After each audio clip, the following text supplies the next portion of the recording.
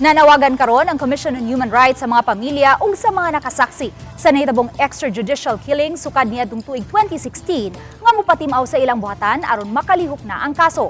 Sayra nato ang detalye sa report ni Alan Domingo. Sumahan ni Attorney Arvin Udron, ang Regional Director sa Commission on Human Rights sa Central Visayas, nga nagpadayon ang ilang pagtutok sa mga panghitabo nga dunay kalabigitan sa tawhanong katungod. Apil na nini ang nahitabong extrajudicial killing sukad pa niadtong tuig 2016 din ang common denominator ang mga drug operations sa mga otoridad nga misangpot sa kamatayon sa mga subjects kinsa giingong misukol. Matod sa CHR official nga adunay mga pamilya ug mga testigo nga maisugong misangat og reklamo hinungdan nga nakaabot yun kini sa hukmanan gani aduna pay nalutsan gyud og warrant of arrest nga mga men in uniform.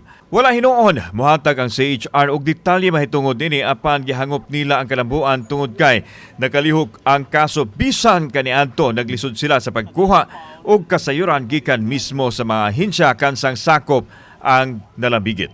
Good to know nga nakakita ang ombudsman og probable cause nga filean og kaso ang mga police officers out of the investigation report nga gi-forward sa CHR ngadto sa ombudsman. Admitido ang Commission on Human Rights nga adunay mga kaso nga natan-ugan lang una sa ilang buhatan kay wala maghikutar ang mga tagtungod nga posibleng hadlok apan giulagway ni Direktor Udron nga karon ang tukmang panahon nga mopatimaw sila aron makalihok na ang kaso batok sa mga nalambigit.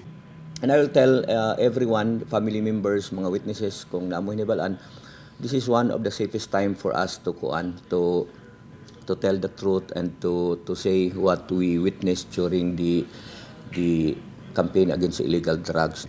Gikadakda mo pagawas og listahan ang Commission on Human Rights kung pila ang mga kasong may kalabigitan sa AJK nga nasangat nila og pila usab ang niabot sa ombudsman ug aduna usay mga nabasura. Ubay-ubay usab nga high-profile AJK-related incidents ang gitutukan sa ahensya sa ilang pagpagawas sa kamatuoran. Kauban si Clover Lumayag, ako si Alan Domingo. Balitag, Bisdak.